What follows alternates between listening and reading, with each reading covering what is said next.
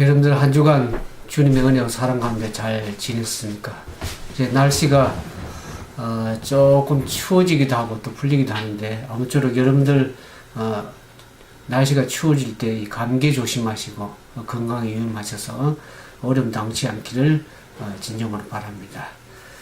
오늘은 제10가 엘리후의 분노에 대해서 그런 제목을 가지고 욥기서에 있는 말씀을 함께 나누기를 원합니다. 우리가 욥의 지난주에 욥의 신앙 고백 가운데 최고의 절정의 신앙 고백을 우리가 하는 것을 봤습니다. 욥기 13장 15절에 보면 우리 지난번에 살펴본 것처럼 욥이 어떻게 신앙 고백을 합니까? 하나님께서 자기를 죽인지라도 자기는 하나님을 신뢰하고 소망하겠다는 그런 신앙의 고백을 하는 것을 우리가 봤습니다.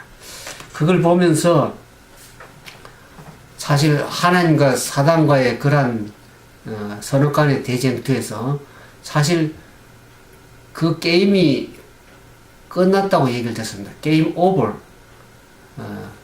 그렇지만 사단은 자기가 패배한 것을 인정하지 않을 것을 우리가 이 요한계시록에서 보게 됩니다.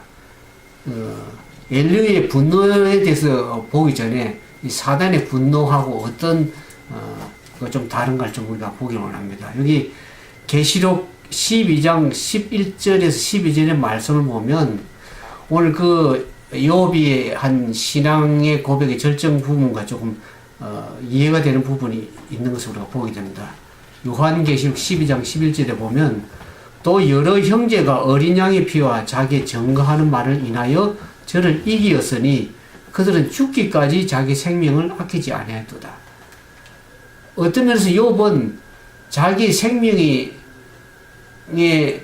하나님께 죽인다 할지라도 하나님께 전적으로 신뢰하고 소망하겠다는 것을 얘기를 하면서 사단은 이미 패배했습니다. 그러니까 자기가 증거하는 말을 인해서 사단을 이겼습니다. 이해할 수 없는 그런 고통이 자기에 이르러 왔지만은 그 증거하는 말을 인해서 결국은 자신을 이기고 사단을 이기게 된 것을 알게 됩니다. 그래서 자기가 죽기까지 자기 생명을 함께 취한다 할지라도 하나님을 소망하겠다는 그런 증거로서 이긴 것을 알게 됩니다. 사단을 이미 패배시킨 것을 알게 됩니다. 근데 12절에 보면 그러므로 하늘과 그 가운데 거하는 자들은 즐거워하라. 그러나 땅과 바다는 화해질지니 이는 마귀가 자기의 때가 얼마 못된 줄 알므로 크게 분내어 너에게 내려갔습니다. 사단이 이미 욥과의 싸움에서 패배했습니다. 그러나 사단은 거기 패배를 인정하지 않고 분노해서 땅으로 내려갔다 그랬습니다. 그러니까 하나님에 속한 사람들은 자기 증거하는 말, 하나님께 전적으로 신뢰하고 말씀에 순종하는 사람들은 결국에 증거하는 그 믿음으로 인해서 승리하게 되겠지만은 땅과 바다는 화했다. 이 말은 무슨 말입니까? 거기에 2차적인 배우의 의미를 깊이 생각해 보니까 하나님 말씀에 순종하지 않고 이 땅에 의해서 말씀에 불순종하는 그런 사람들에게는 결국에 사단이 하는 그 분노에 화가 있을 것을 당할 것을 얘기를 했습니다. 오늘날 우리 시대에 가만히 보니까 어떤 그런 어려움들이 사단이 분노하고 있습니까? 오늘날 언론 매체를 통해서 거짓으로 많은 사람들 속입니다. 또 정치하는 사람들, 사단의 지난번에 제가 얘기 드렸지만 계시록 공부할 때 사단은 이 지상에 자기 세력을 가지고 있다는 것을 얘기 들었습니다. 그 세력들을 통해서 사람들을 혼란 가운데 빠집니다. 거짓의 영으로 사람들을 속이고 그래서 사람들을 하여금 부추겨서 사람들을 분노하게 만드는 시대입니다. 한국에서 정치적인 문제로 사람들이 얼마나 분노하게 되는지 알 게 없습니다. 거짓 영들, 언론을 통해서나 정치인들 통해서나 어떤 사람들을 통해서 사람들을 감정을 부추겨서 거짓을 속여서 사람들 전부 다 분노하게 만들어서 혼란 가운데 있게 하는 그러한 어려움을 당하는 그러한 시대에 우리가 살고 있는 것을 좀 계시록을 보면서 우리가 깨달을 수가 있는 것입니다. 오늘 우리가 욥기서를 보는 가운데 보면 욥이 왜 고통당하는지를 하나님과 사단, 그 고통이 배후에 선악간의 대쟁터에서 사단이 어떻게 고통을 가져다 주는지를 그것을 알지 못하는 욥의 세 친구들은 어떻게 얘기를 합니까? 욥에게 충고를 하지만 그것이 욥에게 진정한 해답을 고통의 그 이유를 분명하게 대답을 하지 못하는 것을 우리가 보게 됩니다. 그런 것을 보면서 오늘 이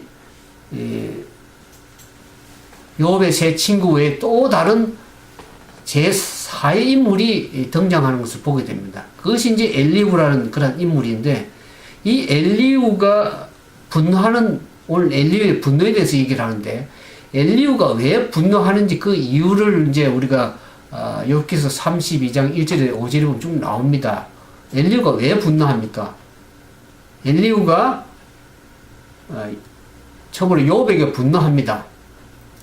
욥이 자기는 무고하고 아무 잘못이 없는데 자기가 까닭을 알 수 없는, 이해할 수 없는 그런 고통을 당하고 있다고 해서 하나님께 항변하면서 자기가 어렵다는 것을 얘기를 할 때 그걸 보면서 욥이 줄기차게 자기 의를 주장함으로 말미암아서 어떻게 합니까? 그 책임을 하나님께 전가하는 모습을 보면서 더 이상 참을 수 없어서 엘리후는 욥에게 분노합니다. 이 엘리후가 욥에게만 분노할 뿐만 아니라 또 누구에게 분노합니까? 욥의 세 친구에게 분노하는 모습을 보게 됩니다. 욥의 세 친구들이 욥을 정죄하려고만 했지 진정으로 욥에게 던지는 그 질문에 정확한 답변을 제대로 하지 못하고 오히려 끌려다니는 모습에 실망하면서 분노하면서 욥의 세 친구에게도 분노하는 그 모습을 보게 됩니다.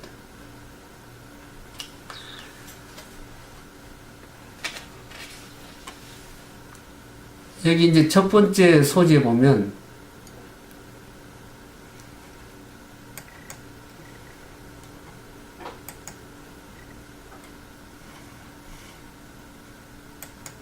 가엾은 위로자가 나오죠. 욥의 세 친구.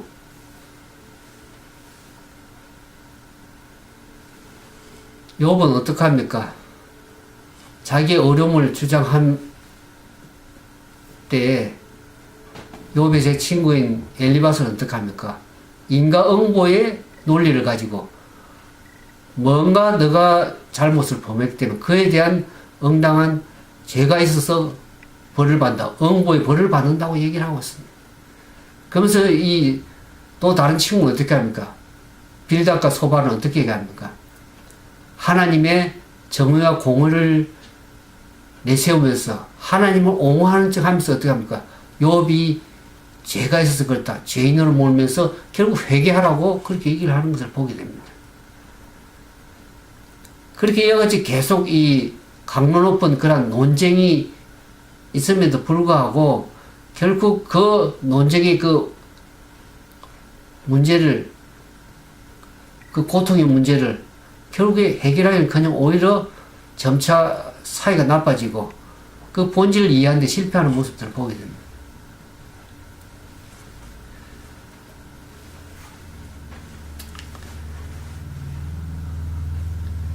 이 친구들은 욥기서에 보면 여기 오늘 가엾은 위로자라고 나오지만 욥은 그 친구들을 어떻게 합니까? 너는 내게 재난을 가져다 주는 위로자라고 그렇게 얘기를 합니다. 친구가 지금 그 고통 가운데서 이해를 할 수 없는 고통 가운데서 어려움 당하는 그것을 보면서 오히려 위로하기보다는 그에게 더 큰 짐을 가져다 주고 마음의 상처를 가져다 주는 그 모습을 보게 됩니다. 그러니까 이 위로자들은 공허하고 헛된 말로서 욥을 오히려 비난하고 더 힘들게 하는 그러한 지난주에 본 것처럼 쓸데없는 의이다. 그야말로 돌팔이 의사와 같다. 그렇게 얘기를 욥은 계속 얘기를 하고 있습니다. 그래서 우리가 여기서 배울 수 있는 교훈은 인간의 견해는 그 하나님에 대해서 또 하나님의 설명할 적에 인간의 관점에서 밖에 제한적으로 볼 수밖에 없다는 것을 보게 됩니다. 우리가 하나님과 그분의 행위에 대해서 그분이 행하신 일을 말할 때에 우리는 좀 더 겸손한 자세가 필요하다는 것을 우리가 배울 필요가 있습니다. 우리가 많은 진리를 또 알고 때로는 지식을 가지고 있다고 하지만은 반드시 우리가 그 진리를 적용하는 데 있어서 최선의 방법을 우리가 다 안다고 말할 수 없는 것입니다.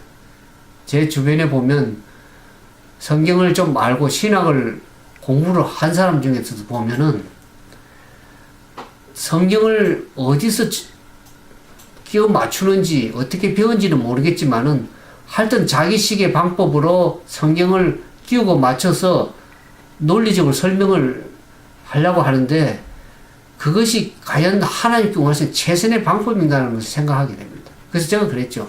마음대로 끼워 맞추지 말라고. 물론 성경은 다 짝이 있는 것이지만 어떤 부분에서는 우리가 이해할 수 있는 부분들이 상당히 많습니다. 인간적으로 이해하는 부분적으로 이해할 수밖에 없는 부분들이 많습니다. 아무리 안다고 할지라도. 그러니까 우리는 항상 겸손하게 하나님께 지혜를 구하고 그렇게 말씀에 순종하는 삶을 살아야 되는데 겸손하지 못하고 자기가 다 아는 양 얘기를 하면서 다른 사람들을 비판하고 판단하는 것은 결국 어느 자리에 가게 됩니까? 자기가 하나님의 자리에서 다른 사람을 정죄하고 비판하는 모습을 보게 됩니다. 그거는 사람이 할 일이 아니고 하나님이 해야 될 자리임에도 불구하고 자기가 판단에 서서 입법자 입장에서 그렇게 얘기하는 것을 보면서 우리가 좀 겸손할 필요가 있겠다는 생각을 하게 됩니다. 여기 보면 영감의 교훈에 보면 교회증은 5권 427페이지에 우리가 생애에서 어떤 위치에 있든지 우리의 직업이 무엇이든지 우리는 우리의 도움이 필요를 느낀 만큼 충분히 겸손해야 된다. 우리는 하나님의 말씀의 교훈을 단순하게 의지하고 모든 일에 그분의 섭리를 인정하고 기도로 우리의 심령을 토로하는 일에 성실해야 된다. 우리는 좀 더 말씀 앞에 겸손한 그런 사람이 좀 돼야 되겠다. 그래서 자기의 생각이 아니라 말씀이 뭐라고 얘기하는지 좀 더 자기의 생각보다는 하나님의 말씀에 더 순종하는 그런 겸손한 그런 태도가 좀 필요하다. 그렇게 생각이 들었습니다. 그러면서 이제 욥의 이제 제 친구가 욥이가의 논쟁 속에서 욥에게 충분한 답변을 해주지 못하고 오히려 욥에게 상처를 주고 오히려 힘들어하는 그런 모습들을 가져줍니다. 그래서 이제는 욥이 어떻게 합니까? 욥기 31장에 보면 욥이 그렇게 하죠. 자기의 무죄를 계속 주장하면서 보면은 31장 4절 맨 말 31장 맨 끝에 보면은 이제 이런 지루한 논쟁을 끝내고 어떻게 합니까? 욥이 자기의 말을 모두 끝내니라 그래 말씀이 나오죠.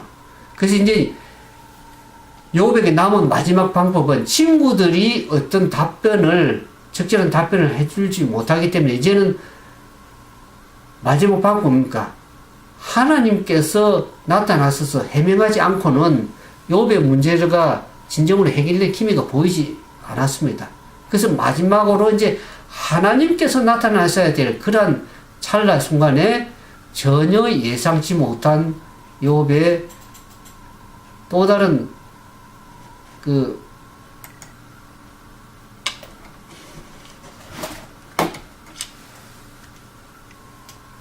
엘리후가 등장하는 모습을 보게 됩니다.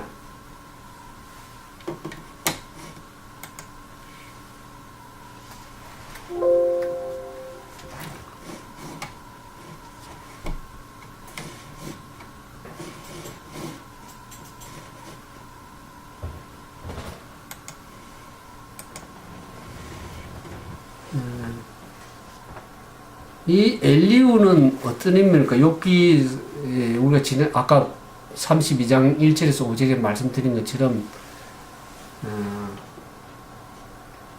분노하면서 욥과 욥의 세 친구를 향해서 분노하는 모습을 이렇게 보게 됩니다. 이 엘리후라는 이름은 욥기서에서 이제 그 유일하게 히브리식 이름을 가진 인물인데, 엘리후의 이름은 그가 나의 하나님이라 하는 그런 이름의 뜻을 가지고 있습니다. 그가 나의 하나님이다. 근데 이제 우리가 욥기서 32장에 보는 것처럼 욥의 세 친구하고 욥보다는 오히려 이 엘리후는 나이가 연소한 사람입니다. 그래서 이 엘리후가 욥에게 이제 욥을 향해서 또 욥의 친구들을 향해서 네 차에 걸쳐서 발언을 하게 되죠. 욥기 32장과 33장, 34장, 35장하고 36장에서 37장까지 네 차례에 걸쳐서 이렇게 발언을 하는 것을 보게 됩니다. 이 엘리후가 그 논쟁에 끼어든 이유가 이 욥기서 32장 19절에 보면 나옵니다. 자기가 할 말을 하지 않으면 새술이 담긴 포도주 부대가 터지듯이 터질 것 같은 그 가슴을 가졌기 때문에 자기가 도저히 말을 하지 않으면 답답해서 견딜 수가 없어서 자기가 끼어드는 것처럼 얘기를 합니다. 그러면서 여기 보면은 왜 엘리후가 쥐 죽은 듯이 있다 갑자기 벌컥 화를 내면서 이 발언하는 이유를 32장에서 좀 우리가 보게 됩니다. 거기 보면 자기는 가장 나이가 어려서 자기보다 연장자인 사람들이 계속 발언하는 그 말씀에 자기는 오히려 잠잠하고 듣고만 있었다는 것이죠.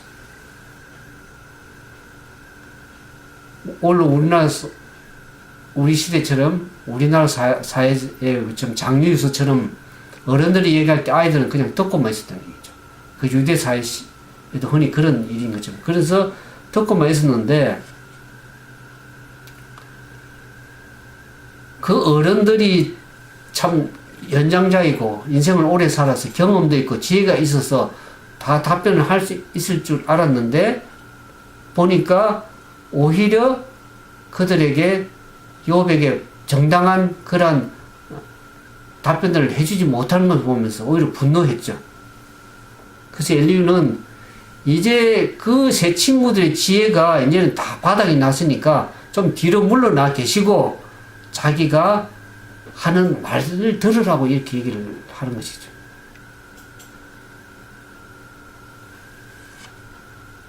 나이로 봐서는 새까만 후배인 자기에게 자기의 지혜 이야기를 좀 한번 들어보라고 그렇게 얘기를 하는 거죠. 그러면서 이 32장 9절을 보니까 나이가 많다고 지혜로운 것이 아니고 나이가 많이 먹었다고 해서 시비를 더 잘 가릴 수 있는 것이 아니라는 것을 얘기를 하면서 엘리후가 매우 중요한 말을 합니다. 32장 8절을 보니까 사람에게 설기를 주는 것은 사람 안에 있는 영, 곧 전능하신 분의 익힘이 있다는 것을 알았다고 그렇게 얘기를 하고 있어요. 뭐냐면 욥의 친구들은 어떤 전통적인 지식이라든지 객관적 관찰해서 입각해서 말을 했지만은 엘리후 자신은 어떻게 얘기하면 하나님의 영, 계시를 받아서 직접 영의 익힘을 받아서 하나님의 익힘을 받아서 직접 그 지혜를 가지고 말한다 이렇게 얘기하니까 자기가 다른 세 친구의 발언보다도 오히려 더 지혜롭다는 것을 얘기를 했습니다. 자신의 지혜가 하나님의 영감에 익힘을 받아서 나왔다고 그렇게 얘기를 하는 것입니다. 우리가 33장 4절에도 보면 이와 같은 얘기를 똑같은 얘기를 하고 있습니다. 33장 4절에 보니까 하나님의 영이 나를 만드시고 전능하신 분의 익힘이 내게 생명을 주셨다 그렇게 얘기를 하고 있습니다. 그러니까 엘리후가 자신이 하는 그 말이 욥의 친구들보다 훨씬 더 지혜롭다고 주장하는 결정적 근거가 여기 있다는 것을 우리가 알게 됩니다.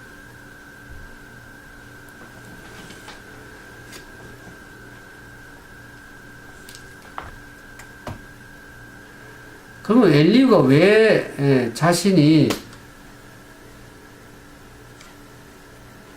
욥을 향해서 왜 자신이 욥이 하나님보다 더 어렵다고 여겼다고 판단했는가 하는 것을 보면은 엘리후는 세상을 창조하시고 주관하신 하나님께서 욥에게 재난을 가져왔다고 생각을 했어요.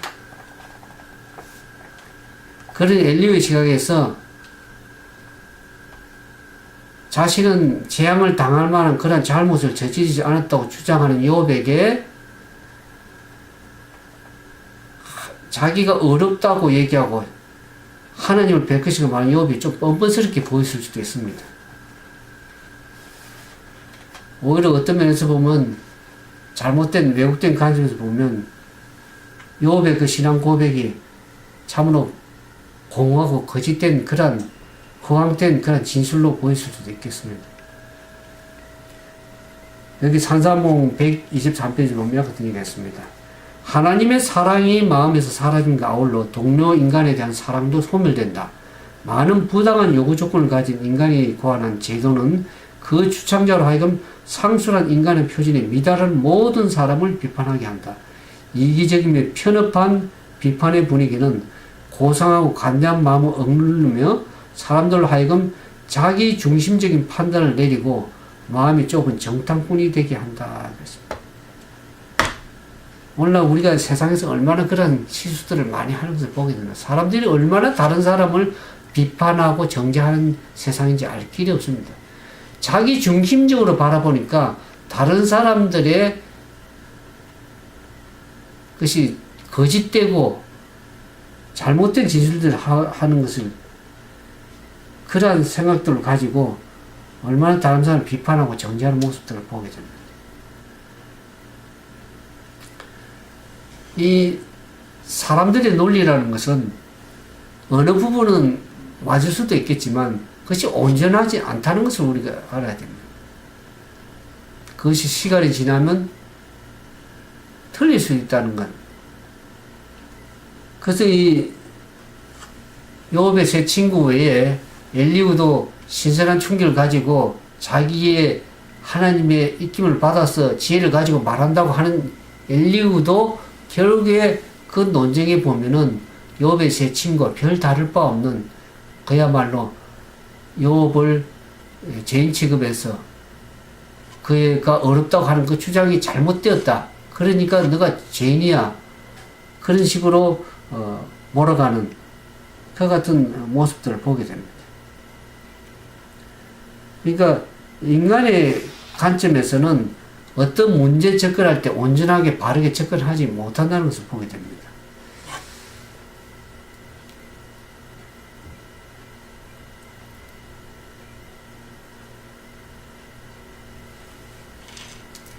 그러면서 우리가 세 번째 소지 보면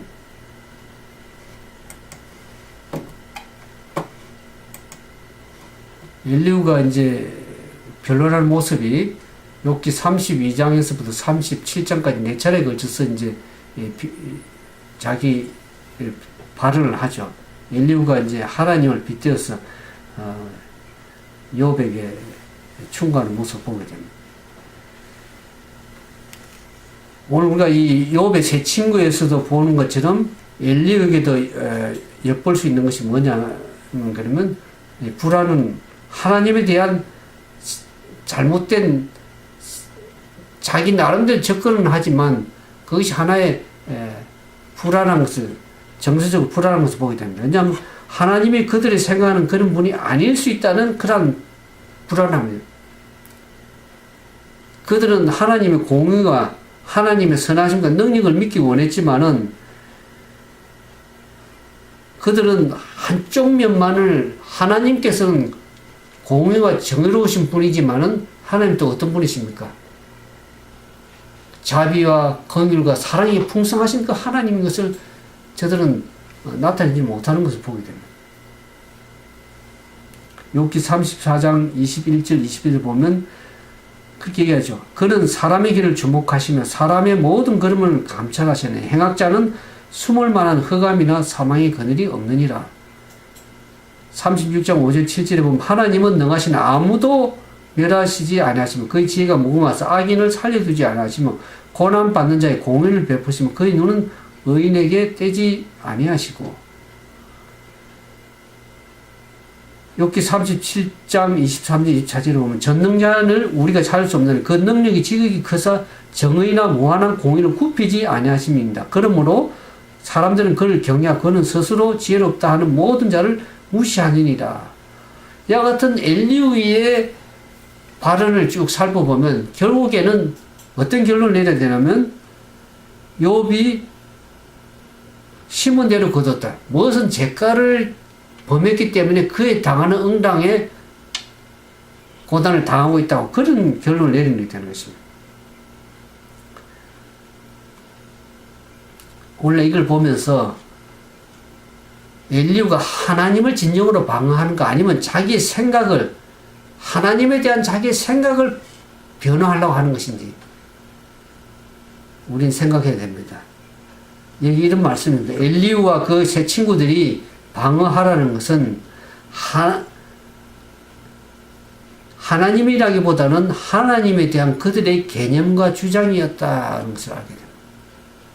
욥에게 충고하면서 자기들이 나름대로 상상해서 하나님이 이런 분이라고 생각하는 공과 정의의 하나님이 이런 분이라는 것을 주장하기 위해서 욥에게 주장하는 것이죠. 그러니까 하나님에 대해서 변화하는 것이 아니고 자기들이 가지고 있는 어떤 또 다른 개념의 하나님에 대한 생각, 그 개념들을 얘기를 하는 것입니다.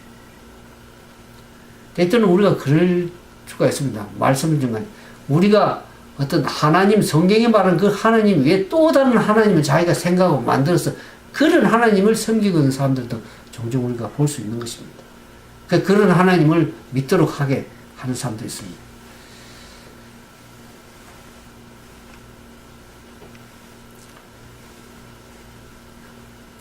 우리가 하나님의 성품을 입증하는 것이 아니고 자신의 옳음을 입증하기 위해서 하는 그러한 사람들이 오늘 우리 주변에 많습니다.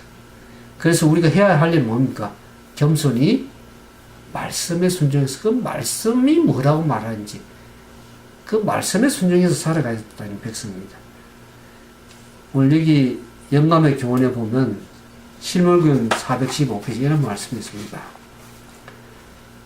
이 세상을 덮고 있는 어둠에 대해서 얘기합니다. 이 세상을 덮고 있는 어둠은 하나님에 대한 오해의 어둠이다. 이게 사단이 많이 가져다, 사람들이 가져다 두는 것이 하나님에 대한 품성의 오해, 하나님에 대한 오해를 많이 하고 있습니다. 사람들은 하나님의 품성에 대한 지식을 잃어버리고 있다. 하나님의 품성이 잘못 이해되고 그래도 해석되고 있다. 이러한 때에 하나님께 주신 기별이 전해져야 한다. 이 기별은 광범위한 가마력과 구원의 능력을 가지고 있다. 하나님의 품성이 널리 알려지게 해야 된다. 이 어두운 세상에 하나님의 영광의 빛, 곧 그분의 인자와 공의와 진리의 빛을 비춰줘야 된다. 하나님은 공의와 정의의 하나님이기도 하지만 그분은 긍휼과 자비가 많으신 사랑의 품성을 가진 그 하나님을 드러내야 된답니다. 하나님의 품성에 대한 오해가 없어야 된다는 것이죠. 오늘 욥의 친구 엘리후가 얘기하는 것처럼 하나님에 대한 오해, 한편에 보고만을 보는 그 같은 믿음을 가지고는 우리가 하나님을 온전하게 드러내기가 힘듭니다. 그래서 우리는 항상 말씀의 진리에 순종하고 하나님의 품성을 바르게 이해하는 그러한 믿음의 자세가 좀 필요하다 그렇게 생각합니다.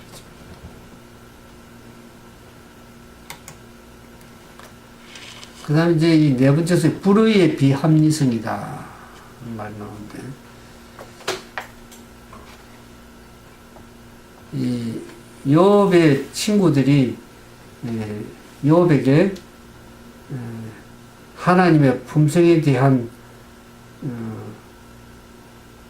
그들이 이해만 합리적 논리적 방식으로 욥에게 설명하다가 난간에 봉착하게 되고 결국 오히려 욥을 더 잘못 판단하고 하나님을 잘못 소개한 그런 문제가 드러났습니다. 그래서 이 불의 오늘 불의에 대해서 불의는 이 죄악과 좀 연관성이 있습니다. 여기 보면 각시대입조 492페이지 93페이지 이러면 죄악의 시작은 그 존재 이유와 마찬가지로 설명할 수 없다. 죄는 하나의 무단의 침입자이다. 그것이 나타나게 된 데는 아무런 이유가 없다. 죄는 오모한 것이며 설명할 수 없는 것이다. 그것을 설명하는 것은 그것을 옹호하는 것이다. 만일 죄의 원인과 그 존재 이유를 밝힐 수 있으면 죄는 죄가 될 수가 없다. 그런 말씀. 오늘 여기 죄라는 단어를 사용했지만 그 말에 비슷한 의미가 불이다.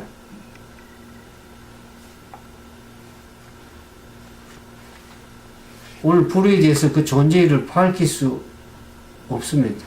밝힐 수 있으면 불에는 불이가 될 수 없다. 그래서 오늘 종종 우리는 욥이 그와 같은 고통을 당하는 그 이유를 우리가 알 수가, 욥의 친구들은 알 수가 없었죠. 그래서 욥과 그 친구들이 불의를 납득할 수가 없었던 이유가 있는 것처럼 불의는 이해할 수 있는 것이 아니고 그것이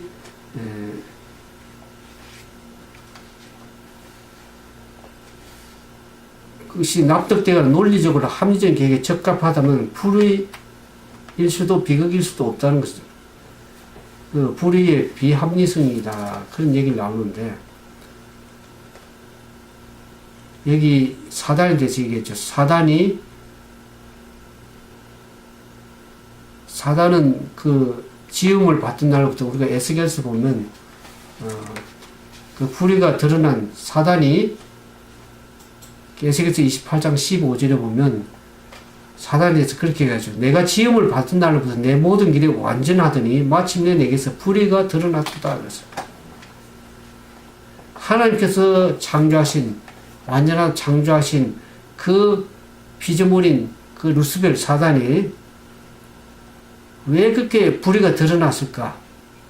지혜가 풍족하며 참 완전하게 아름답고 값비싼 보석으로 장식하고 하나님 성산에서 기름을 받던 그룹이었던 그 루스벨이 많은 특권을 부여받고 그럼에도 불구하고 스스로 타락하여 불의가 자라도록 허용이 된 것을 우리가 이 에스겔서에도 보게 되죠. 그래서 이 사단을 오염시킨 불의만큼 비합리적이고 비논리적인 것이 있을 수가 없다. 우리가 이해할 수 없는 것이죠. 오묘에 속한 것입니다. 불의에 대해서.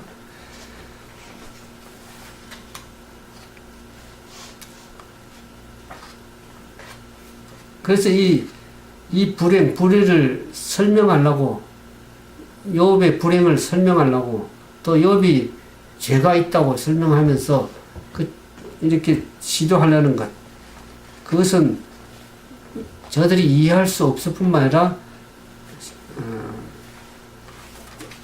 제대로 해석할 수 없는 그러한 문제에 봉착하게 되는 것을 보게 됩니다.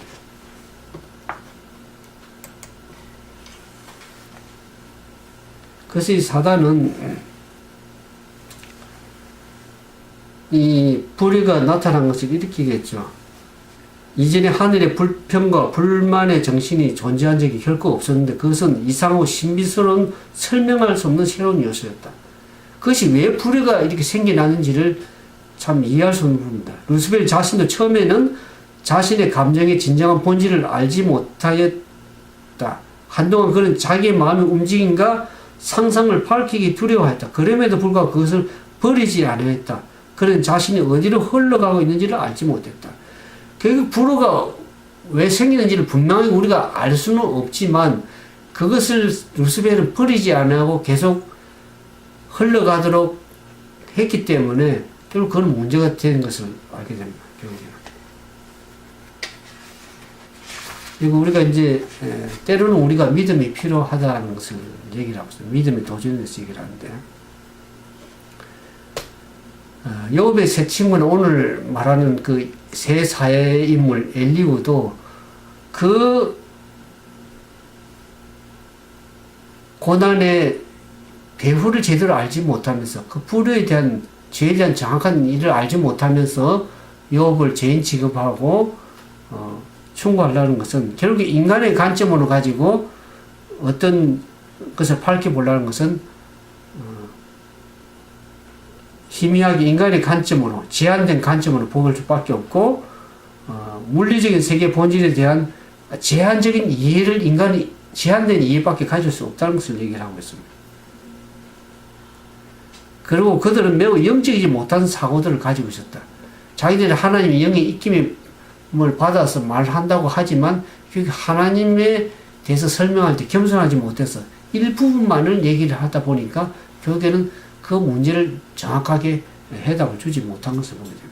이렇게 엘리후의 등장은 어떤 면에서 하나님께서 등장하시기 위해서 그 세 친구와 엘리후란 그 제4 인물을 통해서 이제는 하나님께서만이 그것을 모두 분명한 것을 해답을 줄 수밖에 없음을 오늘 우리가 또 생각을 해야 되는 것입니다.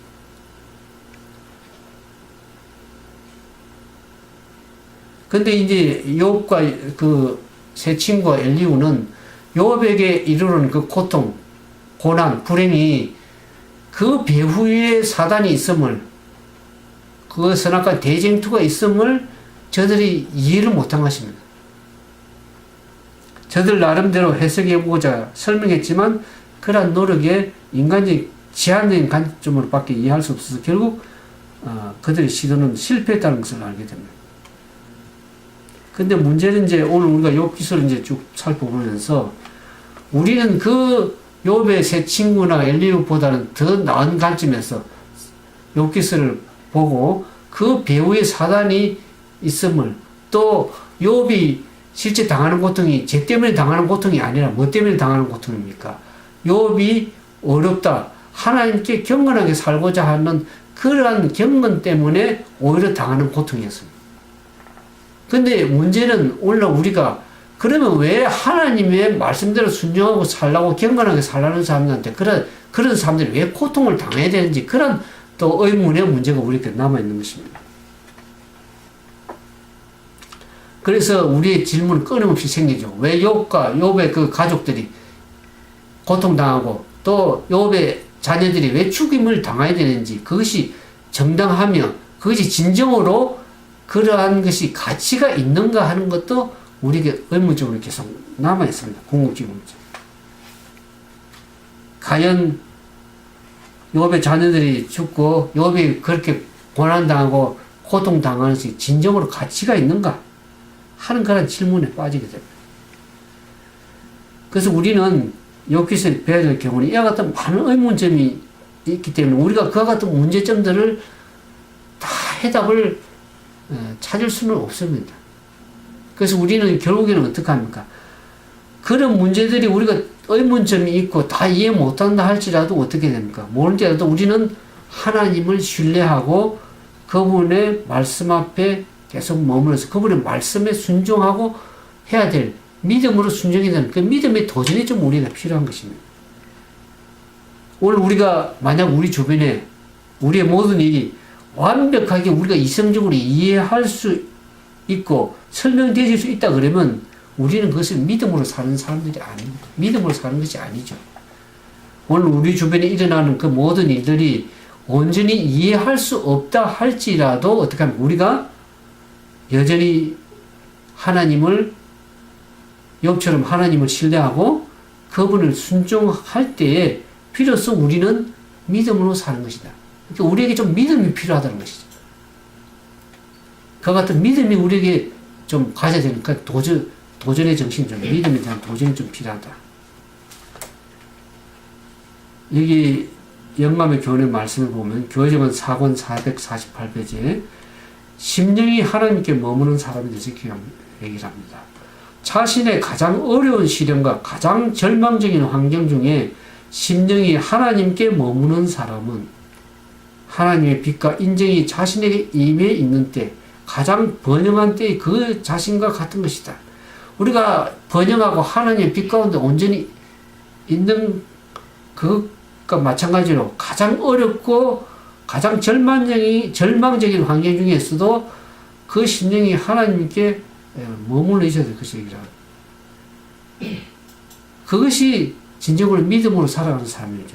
믿음은 보이지 않는 것까지에도 미치며 영원한 것을 붙잡는 것이다. 우리가 다 이해할 수 없고 다 해답을 얻을 수 없고 설명될 수 없다 할지라도 여전히 우리는 하나님을 신뢰하고 그 말씀의 믿음으로 붙드는 그런 믿음의 자세가, 그 믿음의 도전의 정신이, 그런 우리가 오늘 우리가 필요되어집니다. 그래서 우리가 욥기서를 배우면서 우리가 인간적인 관점으로만 하나님을 이해하지 말고 말씀이 뭐라고 하는지 믿음을 가지고 하나님을 신뢰하는 가운데 여전히 이해 못한다 할지라도 의무점이 있다 할지라도 하나님을 신뢰하고 말씀에 순종하는 그러한 믿음의 형제자매 다 되기를 진심으로 바라면서 우리가 공부를 마치도록 하겠습니다. 함께 기도하겠습니다. 사랑과 자비가 많으신 아버지 하나님, 우리는 말씀을 알고 말씀을 깨닫는다고 하지만 결국 우리 인간의 관점은 제한적일 수밖에 없고 하나님께서 우리에게 모든 것을 드러내는 그 시간까지 우리는 부분적으로밖에 알 수 없습니다. 오늘 우리의 부족하고 연약한 우리 심령을 성령께서 밝히 깨달아 알게 하시고 그 말씀 앞에 믿음을 가지고 순종하는 사람이 되어서 온전히 하나님의 말씀 앞에 부복하고 그 말씀에 순종함을 이루는 축복들을 우리가 누릴 수 있는 사람들이 다 되게 도와주시옵소서. 오늘 욥의 세 친구들과 엘리후가 하나님을 빗대어서 주장하지만 결국 자신의 주장을 가지고 하나님을 변호하게 하는 모습을 보면서 인간의 제한적인 변론으로가 아니라 하나님 뭐라고 말씀하는지 그 말씀에 순종하는 믿음을 우리가 모두 가질 수 있도록 도와주시옵소서.